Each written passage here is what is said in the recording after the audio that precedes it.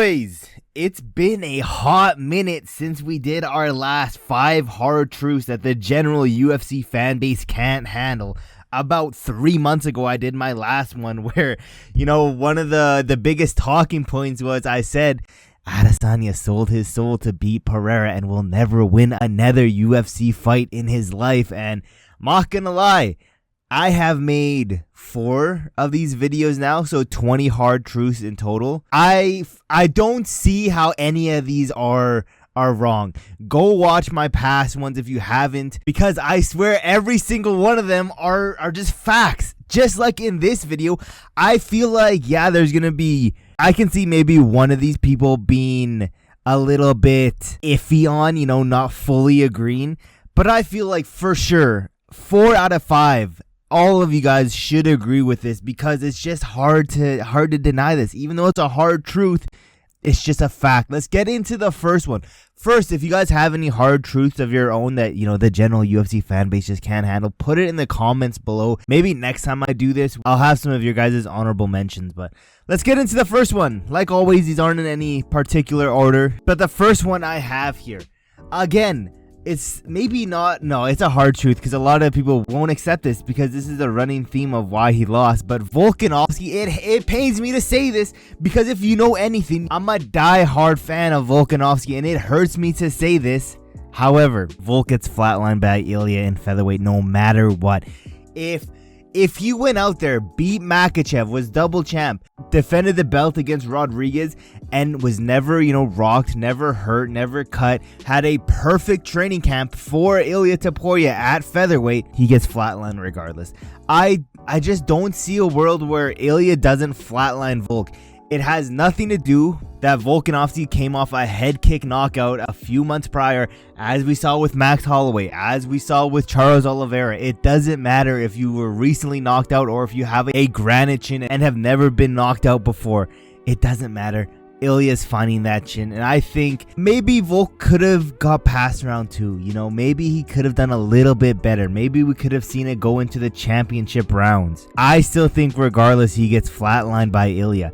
Ilya is just so good at creating a false sense of security, like what he did with Charles Oliveira, making him seem like he's not in harm's way, then all of a sudden flatline. I think no matter what, my GOAT Volkanovski gets flatlined by Ilya no matter what at featherweight, and honestly probably at lightweight too. But that being said, let's get into the second thing. Alex Pereira. There was a lot of talks, especially when we didn't know he would be rematching Big Ank in a few months' time.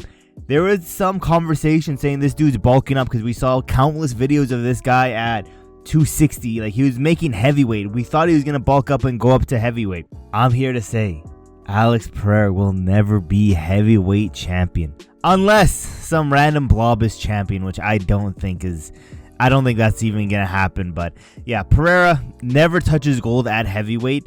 And it gets into another point, but I just think we go look at heavyweight right now. Is he beating Tom Aspinall? No. Tom Aspinall is honestly knocking out or submitting Pereira in the first round. And then, okay, let's just get into my third thing, because my third thing ties into this hard truth. But third thing, nobody beats Tom Aspinall. I don't think, Cyril Gane beats Tom Aspinall. Volkov, Pavlovich, Blades, Almeida. Almeida maybe has a chance on the ground, but we saw he got knocked out by these baby hammer fists by Blades. I think Tom Aspinall puts him to sleep. Waldo Cortes Acosta, this dude gets flatlined. Tybura, flatline. Spivak, flatline. Lewis, Taito Ivasa, Shamil Gaziev probably flatlines Tom Aspinall. But I don't see a heavyweight fighter on the roster that I could be like, yeah, this is a 50-50 type of fight. All of them, I think out of all of them, I'll give Almeida a 30%, and that's probably the highest out of everyone. Cyril Gane, 20%, Volkov, 20%, Pavlovich, 25% just because of the knockout power, but we saw when he fought, we saw his knockout power is non-existent anymore. Curtis Blades, 15%, Almeida 30%, Acosta 5%, Tybura, Spivak both at 5%, and yeah, I don't see a heavyweight fighter that beats Tom Aspinall. So then we look at light heavyweight. People are saying, Pereira could give him some problems. I could see Pereira at a 40%, but still, he's getting up there in age. We saw that the speed of Ankalaev was too much for Pereira. Just imagine the speed of Aspinall. Yuri Prochazka, too chinny. Carlos, I don't see anyone at light heavyweight. People say Magomed has the best chance of beating Tom Aspinall. I don't think so. I think Tom could... Yes, we go into the lighter man skill set. I think Tom could knock out Ankalaev. I think Tom could submit Ankalaev, to be honest. I don't see... I honestly, yes, Ankalaev out of everyone has the best chance. I would give Ankalaev 42.5. I don't think anyone on the roster currently in the UFC beats Tom Aspinall. Maybe if we get someone, like even a John Jones, 50-50 in my opinion. Even a Francis Ngannou, I would favor Francis low-key, not gonna lie, but not by much, maybe like 52%.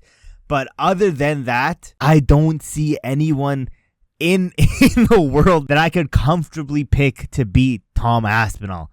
Now this video could fucking haunt me if in a few months time where Aspinall gets flatlined by Cyril Gane. This could be one of my worst hard truth I've ever made, but I don't know about that. Let's get into the fourth thing, though. Fourth thing, this is the one where I think I'm going to ruffle some feathers. Because it seems like every one of these hard truths, there's at least one pick here that people just unanimously don't agree with. And I think it's going to be this one. I think Merab beats Umar more decisively in the rematch. Now, I'm looking at the division, and I'm just thinking logically, what are the next fights for Merab? He's going to fight Corey. I think he makes light work of Corey. Then I want to see Peter versus Umar first, and then the winner of that can get a title fight. But Merab likes to be active, so I could see them doing Peter Yan versus Merab. I think Merab beats Peter again. Then I could see Umar next. But I think after that, yes, Merab is going to be older. However, this dude low-key after every single fight has been improving, not dramatically, but a good significant amount. And as we've seen in rematches, he does way better in the rematch after he's had a whole 5 rounds to deal with his opponent. He's already had 5 rounds with Umar, and he has a good game plan. Yes, Umar is young. Umar is also going to be improving. I would like to see how Umar looks against Batista. If he can go out there and finish Batista, maybe I have a different take. But if he looks relatively the same that he did against Merab, I would favor Merab to either win 4 rounds to 1, 5 rounds to 1, or even get a finish here. I do think Merab is the best bantamweight ever, the GOAT of bantamweight, and I think he does beat Umar more impressively in the rematch, and I don't think anyone beats Merab, unless he stays up here till, like, what he says, he wants to be 50 years old. Then I could see him getting fucking flatlined with imagine just a 50-year-old Merab still champion. How crazy that would be. But let's get into the last thing on this list. Fifth and final one, which is, again, a no-brainer. I just haven't heard anyone really talking about this. And it honestly just pisses me off because Ilia Topuria could become the GOAT of the UFC, but he just refuses. He refuses to become the GOAT because simply he refuses to take easy, free legacy matchups. We go into his time at featherweight. Yes, he didn't take that much damage against Volkanovski, It was a okay amount of time to bounce back to fight Max Holloway. Then after that, he had arguably his toughest championship fight against Max, so he needed a little bit of time off. After that, there was a significant amount of time where he could have fought a Mozar Evloev, a Diego Lopez. I forget who else was up there for title contention. I don't think that year at that point, but he could have squeezed in one more title defense. And unfortunately, it was probably going to be against Volk. So low-key, I'm happy he didn't do that. But right now, at lightweight, this dude went out here and flatlined Charles Oliveira, took 0 damage, and he hasn't fought since then. He should be doing like a Alex Pereira and fighting right away. He should be out here trying to fight every 2 to 3 months. And people are saying that he was offered Justin Gaethje and he doesn't want that fight. Again, he's refusing to become the GOAT of the UFC because he's refusing legacy matchups. I don't care how easy people think it's going to be. A Justin Gaethje knockout win on your resume is good for your legacy. It's good for your resume.